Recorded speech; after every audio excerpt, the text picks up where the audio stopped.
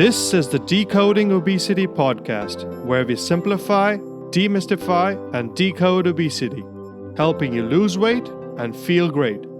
Hello and welcome. I'm your host, Dr. Avishkar Sabharwal. So gear up for a fascinating journey through this ever-evolving field, and let's see what we find. And please remember that the thoughts and opinions on this podcast do not constitute medical advice. Don't forget to visit our website, www.decodingobesity.com, for show notes and more info.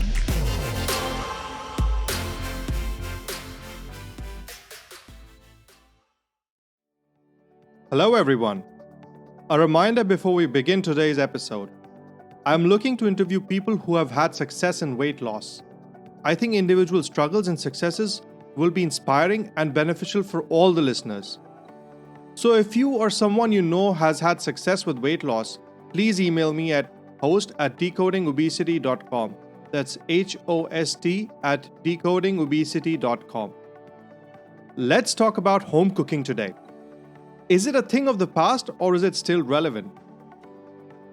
The percentage of total household food dollars spent on food eating away from home has gone up from about 33% in 1970 to nearly 50% today. Cooking has been one of the quintessential things we humans have been doing for ages. As we headed into the industrial age, our lives got busier and big industries have been trying to take over the kitchen ever since. Dining out used to be reserved for special occasions, but has become the norm now. While it may seem like a good idea on the surface, it does not come without its perils. There have been several studies looking at how the food industry impacts our health. For example, a study from 2016 investigated on how dining out and consuming fast food was associated with obesity. Researchers found that even just one meal per week increase in the fast food consumption was associated with a BMI increase by about 0.8, while increase in just one meal per week at a sit-down restaurant was associated with an increase in BMI by about 0.6.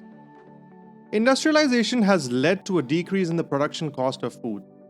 There is an increased variety of foods available, and foods from all over the world are available literally at our fingertips. Go to any supermarket and there are aisles upon aisles with unlimited options for pre-packed meals and snacks. This can lead to an increased frequency of food consumption. It is important to realize that food companies are businesses, and to thrive, they need to be able to sell their products. To sell these products, they need to be liked by you, the consumer, and hence there is always going to be an attempt to make the foods more palatable. This has led to a switch to higher calorie, higher flavor prepared foods that were previously unavailable to us.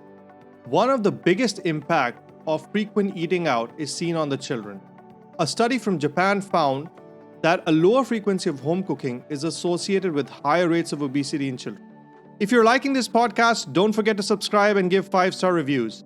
So home cooking surely seems like a good idea. But what is our source of the recipes? Traditionally, recipes used to be passed down from one generation to the next, which was working great. That has completely changed. You can find almost any recipe just at the click of a button. An interesting study attempted to estimate the healthiness of internet recipes. They compared the online recipes from allrecipes.com to 100 main meals from best-selling cookery books and 100 ready meals from major supermarkets in UK. Interestingly, only 6 out of 5,237 internet recipes fully complied with the WHO guidelines. Internet recipes were less healthy compared to TV recipes from the cookery books and ready meals. There has also been a change in the traditional recipes published in various cookbooks.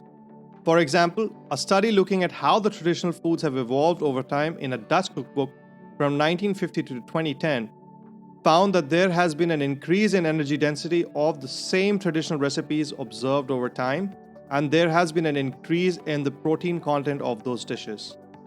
With our lives becoming ever more busy, it may be difficult to find time to cook. Here is what I recommend you do. Firstly, I highly recommend not going to the grocery store on an empty stomach. You will invariably end up buying things you don't need. Try to buy raw ingredients when you go grocery shopping rather than packaged or processed ingredients as much as possible.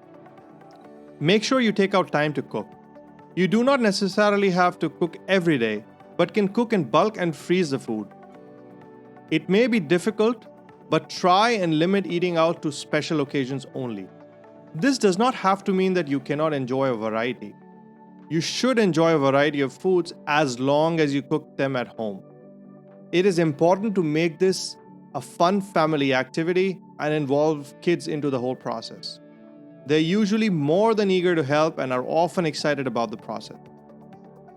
Reach out to your grandparents if you can to learn their recipes and cooking techniques. A fun thing may be to challenge yourself to use the simple ingredients available in your refrigerator or your pantry in as many different ways as possible. Home cooking does not have to be a chore and can be a fun family activity with kids participating as well. This not only strengthens the family bond but also inculcates the habit of cooking, which may be beneficial to them in the long run. It is promising to see that several startups have started shipping raw ingredients to cook meals at home, and some even ship pre-packed, healthier options. But they can often be expensive. I personally have not been able to justify the cost. I think taking control over your ingredients is crucial because you know what you're putting into the dish and hence into your mouth. It may seem like a great idea to delegate cooking to someone else while we focus on the more important things. But it begs the question, is there something more important than our health? That's all we have time for today. Don't forget to subscribe and give 5-star reviews. Again, if you have had success with weight loss and are willing to share your story, please reach out to me at host@decodingobesity.com. Thank you so much for listening in and happy cooking. I'll see you all next time. This podcast should not be used in any legal capacity whatsoever. The thoughts and opinions expressed on this podcast are solely of the host and his guests. They do not necessarily represent the views and opinions of any organization. And that brings us to the end of this show. Thank you so much for listening in. And please remember that the thoughts and opinions on this podcast do not constitute medical advice. Don't forget to visit our website www.decodingobesity.com for show notes and more info.